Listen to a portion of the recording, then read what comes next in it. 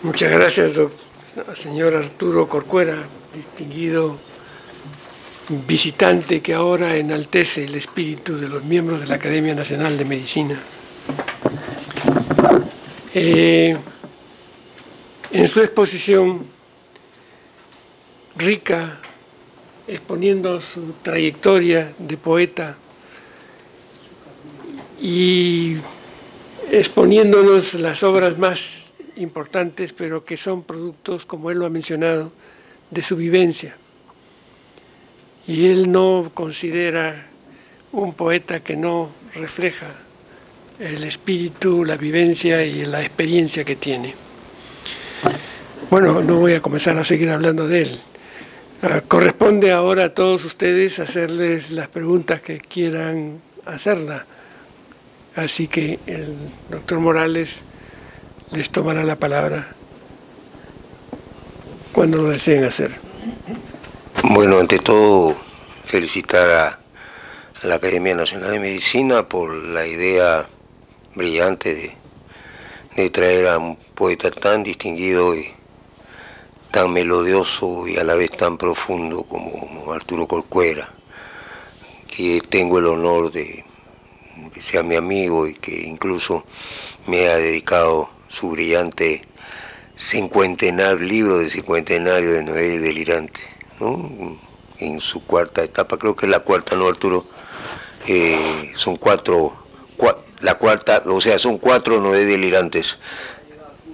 Ha llegado a 15. No, me refiero o capítulo del libro, ¿no? Que salió primero con el Arca y después creo que son 4 y 15 ediciones, ¿no? Entonces es realmente brillante y nos asombra la lucidez, a veces parece un poco redundante por la semejanza de las palabras, la lucidez lúdica de Arturo y la seriedad con que afronta el poema a la vez, ¿no? Yo lo que quiero decirle es que primero expresar alguna cosa o alguna idea equivocada, ¿no? Se cree que el poeta es un tipo iluminado que anda por ahí, por la calle mirando el cielo y todo esto, y no es así. La poesía es mucho más difícil que la prosa. La prosa aguanta muchos ripios. En una página de prosa puedo deslizar una serie de ripios, pero un solo ripio destruye la poesía. Entonces hay que esforzarse mucho para poder hacer poesía buena. Segundo, mucha gente cree que la poesía rimada es mejor que la poesía al verso libre, y tampoco es cierto. Yo puedo rimar fácilmente. Por ejemplo, Saúl Peña está comiendo su pan como todos los que están, ¿no? Es facilísimo, ¿no? En cambio, la poesía libre es mucho más difícil, ¿no? Y tercero, no se lee mucha poesía y los libros de poesía tienen ediciones limitadas, lo cual me parece terriblemente injusto dado al esfuerzo del poeta, ¿no? Ahora, yo quería decirle a Arturo, es un poquito cómo ve él su poesía y cómo ve la poesía, porque habían 2 puntos de vista acerca de la poesía, ¿no? La poesía tiene un algo profundo y tiene un algo musical. El algo musical lo refería Borges en su libro sobre arte poética, y decía, también está en Sur, en un comentario que hace Borges, y dice, hay la poesía sonora, que se oye muy bien al oído y es muy musical, pero que no tiene mucho. Y él citaba un verso de un poeta Jaimes, que decía, peregrina paloma enamorada que enarbola los últimos amores, hecha de luz, de música y de flores, peregrina paloma enamorada. Muy bonito, pero no dice nada, ¿no? Y hay otros versos como, por ejemplo, Dios mío, estoy llorando el ser que vivo, me pesa haber tomado de tu pan, porque este pobre barro persativo no es costra fermentada en tu costado, tú no tienes Marías que se van. Este de Vallejo tiene una profundidad. ¿Cómo valora, Arturo, tu poesía en el sentido, equilibrando lo musical y lo profundo? ¿Cómo comentarías tú? Lo cual es pedirte un riesgo, porque que es decirle al autor que hable sobre su poesía. Y ya me he dado cuenta, Arturo, que tienes un solo defecto. Realmente está lleno de virtudes, pero es hincha de Alianza Lima. Bueno, es lamentable para nosotros los hinchas de la U. Pero bueno.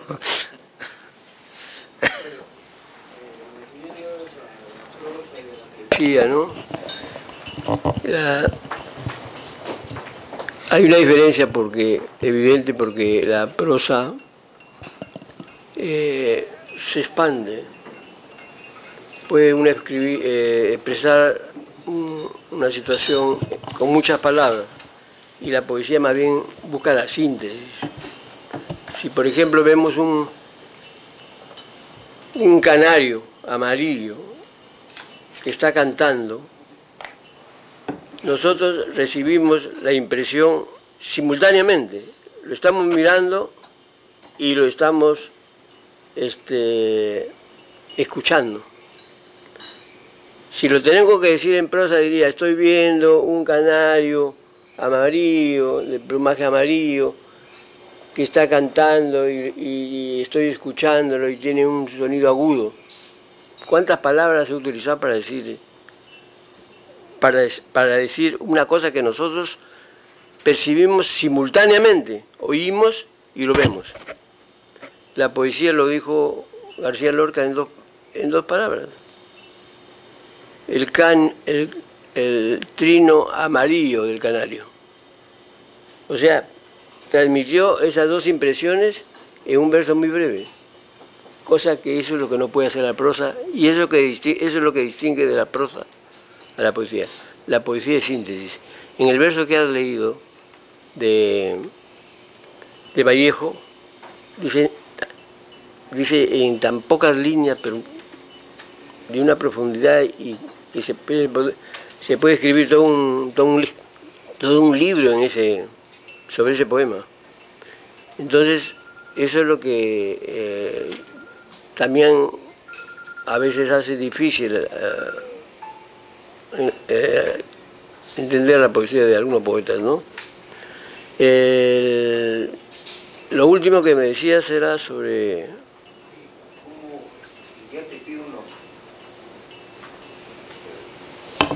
Yo te pido ya una opinión, lo cual no está muy bien porque es bien difícil que el poeta tome distancia de su obra y que diga mi obra es así o asá.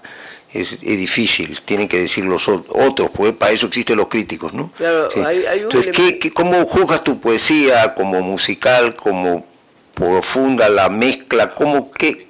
Claro. Una autocrítica. Lo que pasa es que en el transcurso de la evolución de la poesía ha habido épocas que ha predominado la canción, la música. Por ejemplo, en los modernistas, Rubén Darío, por ejemplo, era pura música casi su poesía. Pero después los simbolistas negaron eso, por ejemplo, ¿no? No buscaban la música. Y tampoco, por ejemplo, y ellos negaban también la inspiración. Decían que para ellos la inspiración era el momento menos lúcido del poeta. Yo, en mi concepto personal, yo creo que no. Yo creo que la inspiración es importantísima. Que el poeta sea un hombre inspirado, ¿no? Y que además la poesía inspira, transmite eso, es como una batería que transmite su energía. Entonces, hay etapas que a veces se ha abominado de la prosa o el tono prosaico de algún poema, pero no, a veces se fusiona la poesía y la prosa y da un elemento, un resultado, un fruto muy importante, que transmite y enriquece el poema. O sea que son momentos, etapas, ¿no? Los surrealistas, por ejemplo, ¿no? Que hicieron tantas innovaciones y tantas... Yo creo que tenemos que estar preparados para enfrentarnos a esas situaciones nuevas de la poesía. Ahora, es muy difícil, es como definir la poesía, que es tan difícil, ¿no? A veces escribir un poema es más fácil que definir la poesía, ¿no? se ha intentado cuántas veces definir la poesía y la verdad que no satisface una sola. En el Perú, por ejemplo, Martín Adán decía, poeta es oír la suma de voces. Poeta es oír la suma de voces. O sea, un poco como hablamos de la inspiración, ¿no? O Tologuren cuando dice,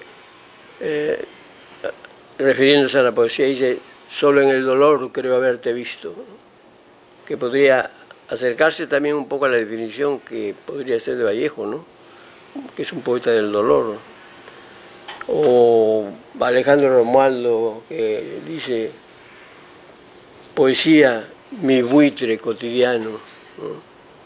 O sea que hay una serie, yo por ejemplo he tratado de definirlo y lo he dicho ahora al final del poema, que creo que la poesía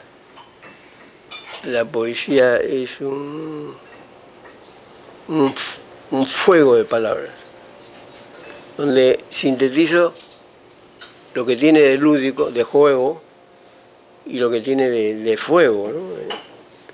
Y claro, es un acercamiento, es un decir, ¿no? Porque es muy difícil concentrar la definición de la poesía en pocas palabras, ¿no?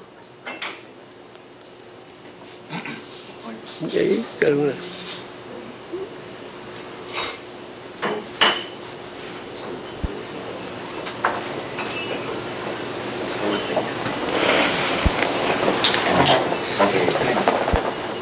Presiona.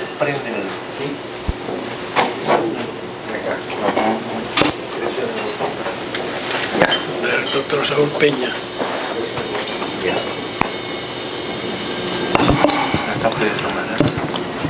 Bueno, Arturo, realmente la mejor manera de transmitirte a ti el impacto, la admiración y el sentir que ha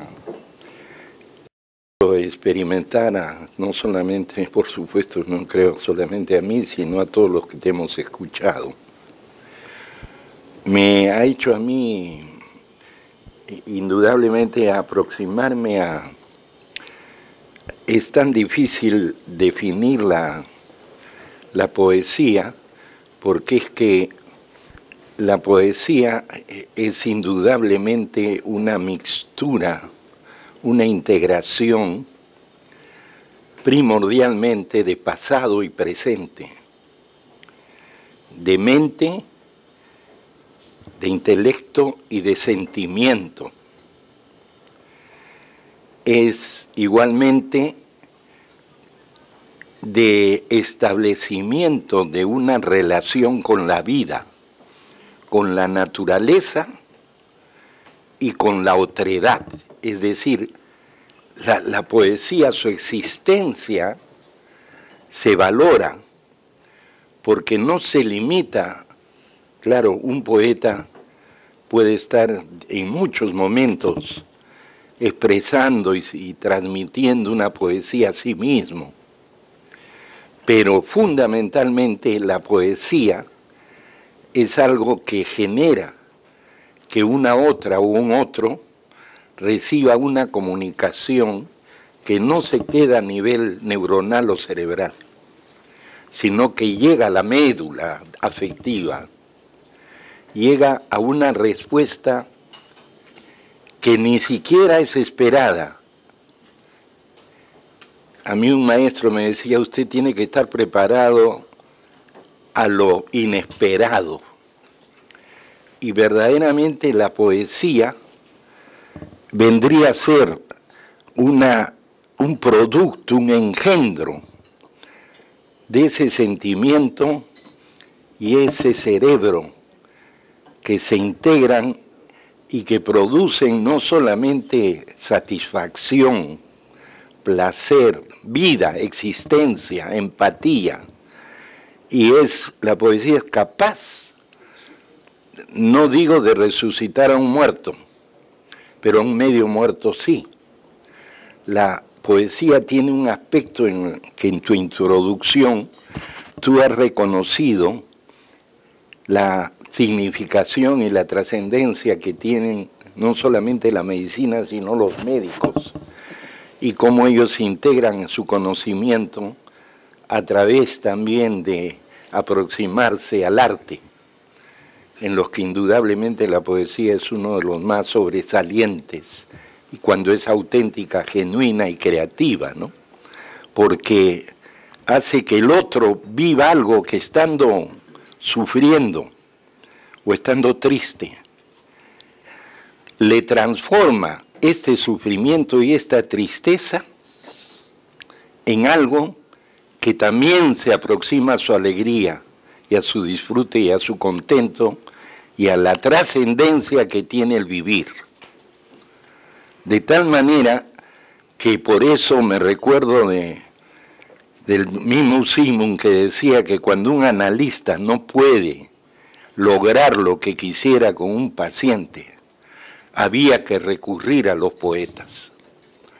Porque verdaderamente, oye, se van a reír un poquito, pero ¿qué importa? Porque yo no le veo el lado peyorativo de esta palabra, sino que hay momentos que genera un orgasmo integral, no solamente limitado a los genitales, sino limitados al ser, por el ser, como bueno decía el mismo Dasein, ¿no?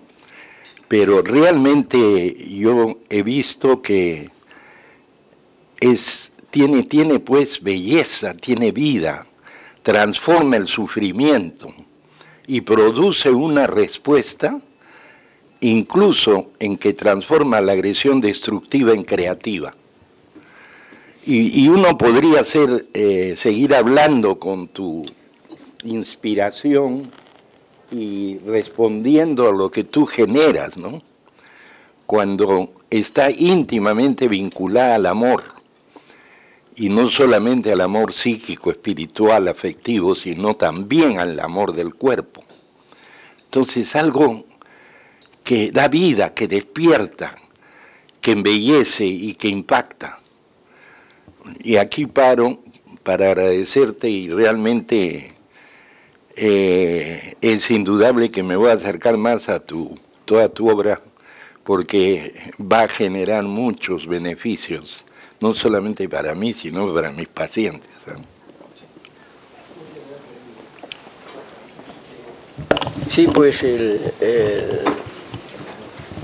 nacimiento humano de un ser humano tiene mucho parecido al nacimiento de un poema. El poeta tiene que cargarse, como si dijéramos el embarazo, tiene que cargarse de recuerdos, de imágenes, de viajes, de tristezas, de dolores, se va cargando y hay un momento que ya no tiene, revienta, o sea, hay el momento del alumbramiento, del desgarro, y entonces nace el fruto, que es como el alumbramiento de un ser vivo. Si no tienes nada de eso, si en ti no has sufrido, no tienes recuerdos hermosos, no tienes de qué escribir, no nace nada, no puede nacer nada. Entonces es igual que una mujer que no está gestando, no puede dar a luz un hijo. Entonces también ella tiene que gestar, seguir todo un proceso, ¿no? de un tiempo que le establece la misma vida para tener un hijo. Entonces por eso es que tal vez yo digo que no me interesa la poesía que no tiene un yo vital de las cosas, ¿no? Y la poesía tiene sus propios misterios. Yo mismo me asombro de muchas cosas. Por ejemplo, yo estoy escribiendo un poema y he terminado el poema y quiero sustituir una palabra por otra. Y tengo la idea de la palabra, pero no la encuentro. Entonces me pongo a buscar el poema, busco en los diccionarios, pero yo siento que esa palabra existe y que la tengo. Entonces, bueno, llega un momento en que ya estoy pues durmiendo y viviendo, pensando realmente en la palabra esa. Y entonces renuncio a esa palabra, ¿no? Y de repente me encuentro con un amigo en el camino y nos ponemos a conversar y él dice la palabra que yo buscaba. Esa es una cosa misteriosa. Y eso me ha sucedido muchas veces, que a veces ya he tirado la esponja y he cogido un libro al azar y he abierto el libro y ahí está la palabra que buscaba. Y bueno, y ha habido momentos, por ejemplo, que no he encontrado la palabra y entonces la he inventado. He inventado la palabra.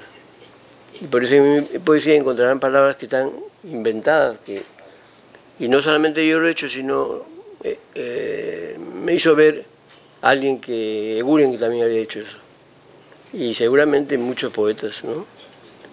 Las premoniciones es otra cosa que existe en la poesía, ¿no? Y no solamente sobre la muerte.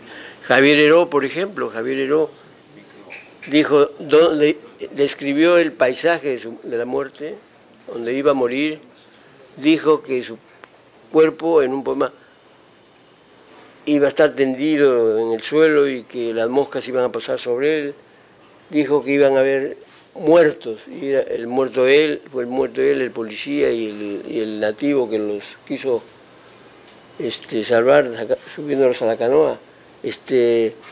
Bueno, una serie de cosas, uno de los poetas más proféticos de la poesía contemporánea.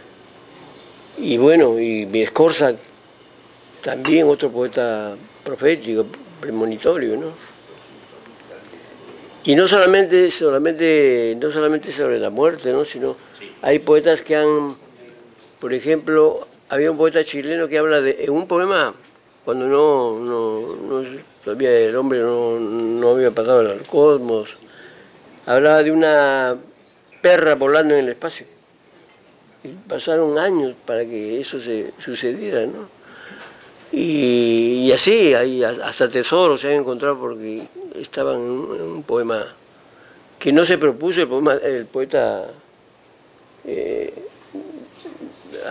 adivinar nada, sino que del inconsciente, una cosa, inconsciencia, salió. Entonces, todas esas elaboraciones, esas cosas. Yo, por ejemplo, en Novela Delirante, y además la tenacidad que hay que tener para insistir, para buscar la palabra y para corregir un poema. En mi Novela Delirante, por ejemplo, hablando del grillo, yo digo, en la primera edición digo, poeta de aldea, pentagrama verle, cuánto diera la cigarra por conocerle. Entonces llegué a la conclusión que eso ya estaba intocable, que eso ya eso estaba, se ajustaba a lo que yo quería decir. Y después pasaron muchos años en la edición sexta más o menos, corrigí las pruebas de página para que no haya ratas, me detuve en lo del grillo. Y dije, poeta de aldea, pentagrama verde, ¿cuánto diera la cigarra por conocerle? Y dije, no, debe ser de otro modo. Debe ser, ¿cuánto diera cigarra por conocerle? Porque en la primera etapa dije la cigarra, una cigarra que puede ser, de modo general, que puede ser cualquier cigarra. Pero a la hora que digo, ¿cuánto diera cigarra por conocerlo? La cigarra está más cerca a mí, la estoy viendo. ¿Cuánto dieras cigarra por conocerle? O sea, está cerca a mí. Y bueno, dije ya, esa es la perfección. Me ha costado, pero me ha costado años. Yo no había pensado ya en la cigarra. Quiere decir que el cerebro sigue trabajando. Porque considera que no está acabado el poema. Y después me sucedió lo mismo, se repitió el caso cuando estaba en la edición 10ª. que volví al Grillo sin proponérmelo, porque ya estaba satisfecho con eso. Y poeta de aldea, pentagrama verde. ¿Cuánto diera cigarra por conocerme? Yo soy el Grillo. Yo me transmuto en Grillo y entonces soy el cantante también de una porción pequeña del mundo, como el Grillo, ¿no? Entonces, ¿cuánto diera cigarra por conocerme? ¿Cómo se enriquece el poema? Las tres, si yo lo hubiera dejado en cualquiera uno de ellos, estaría bien, perfectamente. Pero la elaboración, cómo se fue perfeccionando el verso, y uno llega a una...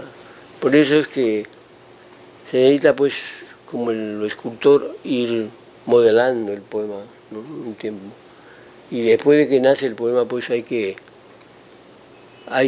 ya entra en esa etapa fría de corregir, de cambiar, de buscar el diccionario, de consultar una serie de cosas. Todas esas cosas, pues, es dentro del proceso de la creación. El doctor Eduardo Pete. Yo agradezco a Arturo por esta tan interesante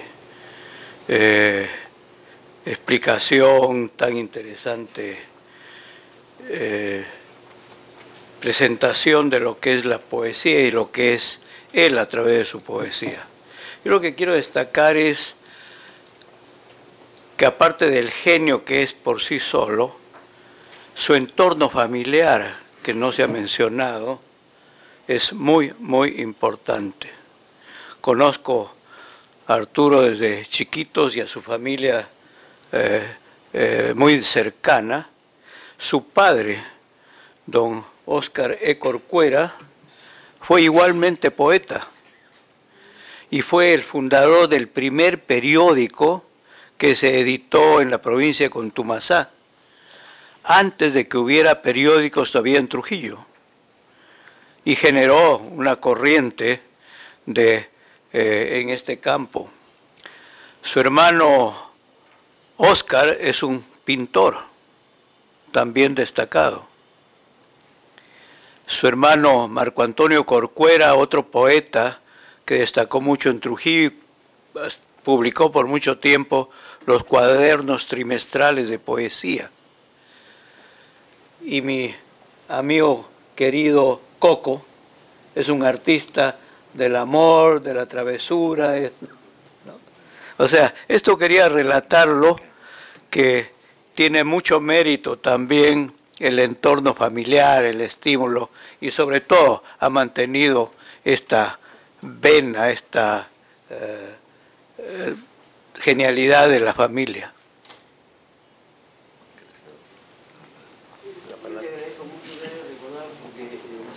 Y además mi padre tenía mucho talento, hubiera sido un gran pintor, hubiera sido un... Lo que pasa es que él estudió, como solía hacerse antes, estudió Derecho, y al poco, apenas casi se decidió de Qué abogado. diferente es cuando uno está deprivado de esas influencias. Carajo, es otra cosa. Produce lo contrario. Ir a Contumasá en muy qué tipo bien. de carretera que tenía y todo el mundo.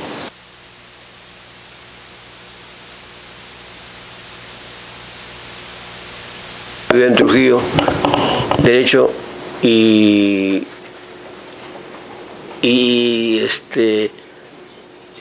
bueno, empezó a tener hijos, pues 9 hijos. Yo soy el 7º. Y entonces ya el trabajo de juez y todo le fue disminuyendo el tiempo y la fuerza para escribir. Pero ha dejado cosas que nosotros vamos a recuperar y como homenaje queremos reunirlas. Y ha dejado los hijos, pues, que han despuntado no solamente los hijos, sino esto se ha prolongado en los nietos. Mi hijo Javier, pues, que ha ganado diferentes premios y que su última película se está pasando ya varios meses en París y que Le Monde le ha dedicado casi media página. mi hija Rosamar, que ilustra este libro, que es muy bello, ¿no? Entonces, y así les puedo decir de los hijos de mis diferentes hermanos, también destacan en muchas actividades artísticas y bueno, sigue fluyendo la herencia de la sangre en todos ellos. Doctor Villalobos. Sí, yo justamente haciendo eco de las palabras del doctor Pretel, ¿no? Las ilustraciones de tu hija en Noé Delirante, en la edición del 59, son extraordinarias, nos hacen recordar. Yo estoy seguro que ella admiraba mucho a Tilsa, tiene un estilo muy parecido al de Tilsa Suchilla, realmente admirable, y yo le doy una felicitación. Y es parte, sin desmerecer el libro, las ilustraciones son gloriosas, realmente son maravillosas. Yo quería decir un par de cosas más. Discúlpeme que nuevamente intervenga, pero yo también soy un poeta, he publicado algunas cosas, ganó algunos premios en poesía. Por supuesto, comparado con Arturo Corcuera, pues no tengo nada que hacer, no tengo ni para comenzar, pero al menos tratamos modestamente de generar algo de poesía, ¿no? Entonces, en la poesía pasan algunas cosas que son extraordinarias, como lo que dice Arturo, encuentra la palabra en otra persona, pero viene de algo que a veces uno escribe y dice, esta palabra no está bien. Y esta palabra no está bien, y le pica a uno adentro, esto no está bien, hasta que en algún momento dice, esta es la palabra, y la reemplaza. Pero bueno, a veces también uno escribe y compara con otras situaciones en la poesía. Por ejemplo, yo he escrito una poesía que se llama Este país no existe, por el Perú, ¿no? Dice, este país no existe, aseveran que en otras latitudes la gente ya no orina en las esquinas, cosa que es muy común, los pobres ya no son tan pobres, y se dice que Sendero es una creación de George Lucas, o sea, que una fantasía imaginada. Ya Sendero no está mucho, pero en algún momento yo digo acerca de un grupo de gente, parecen Paul Getty embolsándose millones. Y ya nadie sabe quién es Paul Getty, que era hace 20 años era el mayor millonario. Entonces he tenido que cambiar y poner Bill Gates, ¿no? Entonces ya la gente entiende el poema. Pero también hay, como se dice en poesía, la poesía sintetiza mucho, como decía Arturo, y vemos en algunas poesías que si yo agarrara 4 o 5 versos, podría elaborar un tratado de 700 páginas. Voy a dar un ejemplo. Para mí uno de los más hermosos poemas en lengua castellana es uno que ha escrito Jorge Luis Borges, que muchos dicen que Borges es un prosista y no un poeta, pero tiene poesía extraordinaria. Entonces, Jorge Luis Borges, en La moneda de hierro, escribe un poema que se llama Cristo en la cruz, que desmitifica un montón de cosas, y que si yo tuviera que escribirlo en un tratado, tendría que hacer un tratado sobre esto de 300 páginas. Borges lo dije en 5 líneas. Dice, Cristo en la cruz, los pies tocan la tierra, pero no es que está arriba, los pies tocan la tierra. Los 3 maderos son de igual altura. Cristo no está en el medio, es el tercero, ¿no? El rostro no es el rostro de las láminas, es áspero y judío. Entonces no es el Cristo bonito, en una cruz elevada, en el medio. Es un Cristo torturado, con un rostro judío, la negra barba pende sobre el pecho. O sea, no, Cristo no está en el medio, está por un lado, está el tercero. La cruz era pequeñita, sus pies tocaban el suelo, ¿no? Entonces nos desmistifica una serie de cosas que para escribirlas en prosa tendría que gastar yo 50 páginas, ¿no? Creo que esto es una cosa notable en la poesía. Gracias. Yo quisiera leerles un par de poemas antes de retirarme, ¿no? Voy a leer 2 poemas de la última parte de mi libro Noé Delirante.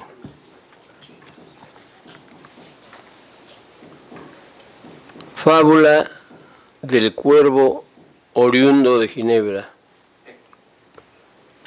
Cuando no hay un alma en casa y tengo que almorzar solo, invito al cuervo. Lo siento junto a mí en el tablero de la mesa. Me distrae su compañía. Su lealtad supera la de algunos amigos. Tan simpático el cuervo, con su pico curvo, su traje negro, recién untado con los betunes de la noche, en el que relucen filamentos dorados. Sus piernas y sus alas flexibles se acomodan a cualquier postura y a cualquier amo. Disfruta sintiéndose a mi lado, sobre todo cuando pelo las uvas y desorbitadas ruedan sobre el plato de postre. Él me observa con avidez, se le hace agua a la boca.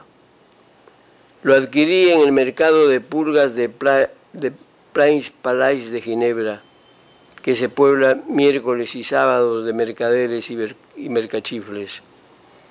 El elegante cuervo lucía aquella tarde en un mostrador muy campante, cruzado de piernas.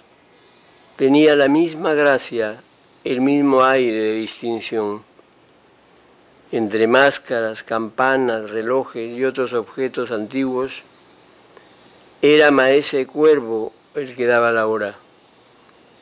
Atento el ojo, contemplaba con puntualidad los ires y venires de las cosas, el comercio incesante de la vida.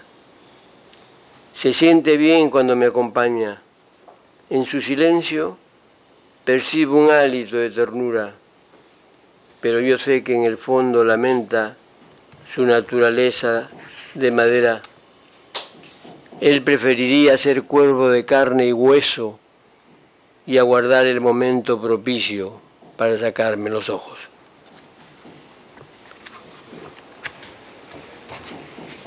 Casa de fantasmas. Mi casa está llena de fantasmas. Esas sábanas con las que duermo, esas páginas en blanco sobre las que escribo, luna que se convierte en pez y se baña en las aguas plateadas de la fuente, luz que se evapora hasta volverse cisne. Las paredes de cal escuchan todo con sus oídos tarrajeados y pálidos.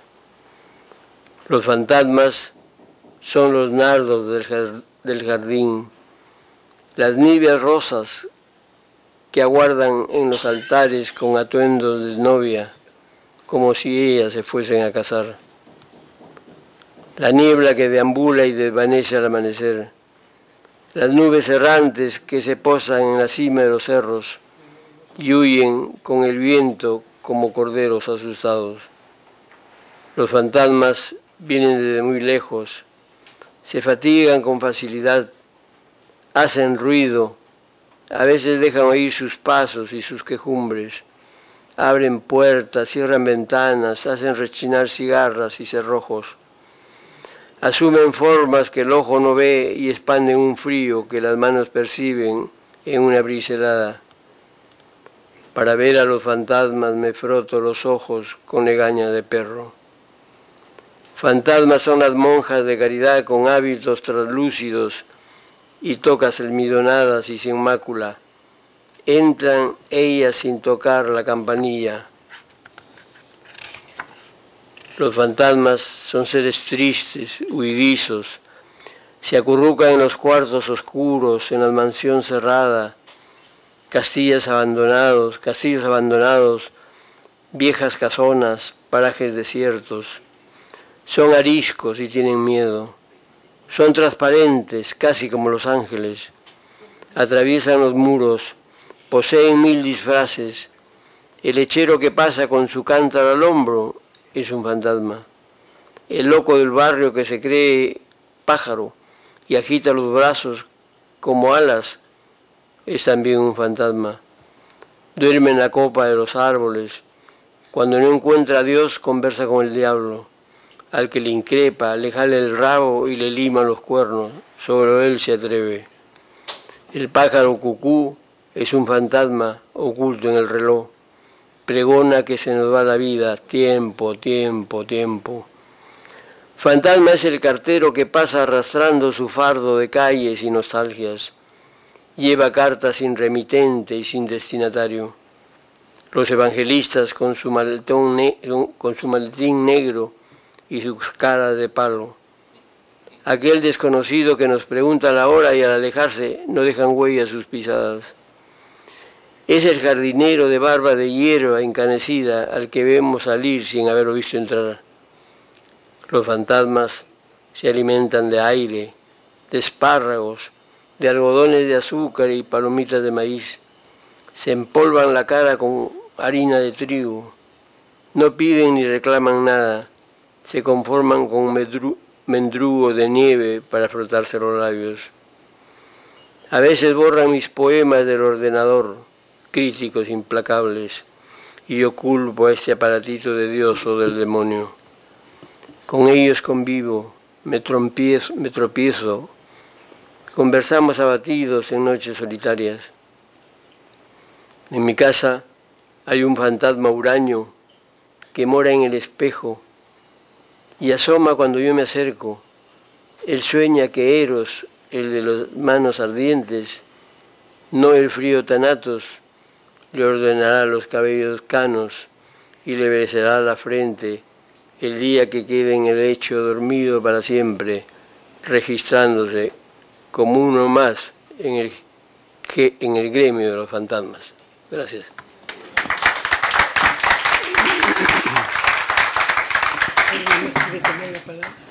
Si me permites. Encantado. Mi nombre es Ana María Vega.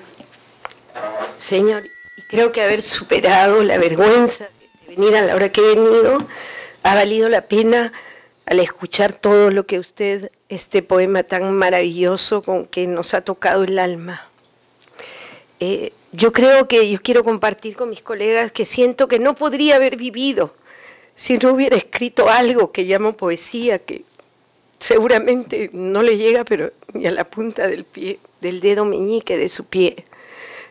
Pero habría sido irresistible la vida para mí.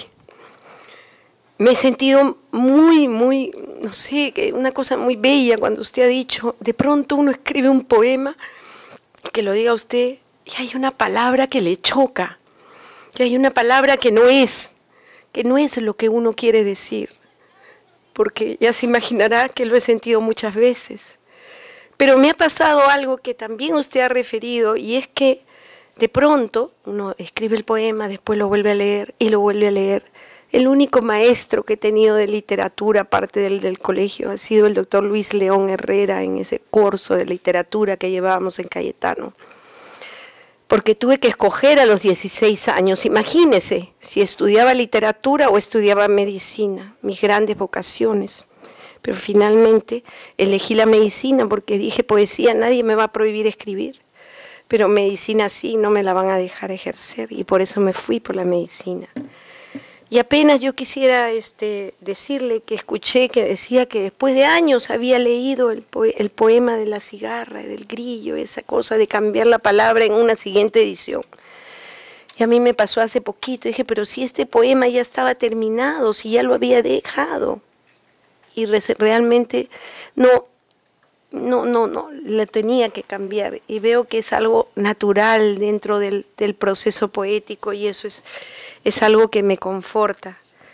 Yo solamente le quisiera compartir a mis colegas y a usted fragmentos, porque un par de fragmentos de poemas, porque mi memoria es pésima para acordarme de lo que yo escribo, no lo he traído, no se me ocurrió. Escribí en un momento lo siguiente: ahora que hemos hecho nuestras las palabras hermosas y las impronunciables, imposible mirar atrás sin regocijarme. Y uno que se motivó también en el tema de Sendero y en esas épocas de muerte que todos hemos vivido, que decía: huérfanos de Ayacucho, huérfanos del Frontón, huérfanos del Lurigancho, andamos sembrando huérfanos como si fueran flores. Sus botones de sangre y de odio se abrirán en mi patria dolida como príncipes negros cargados de la sangre de esta hora. Huérfanos de Ayacucho, huérfanos del Frontón, huérfanos del Lurigancho, andamos sembrando huérfanos como si fueran flores. Gracias, doctor.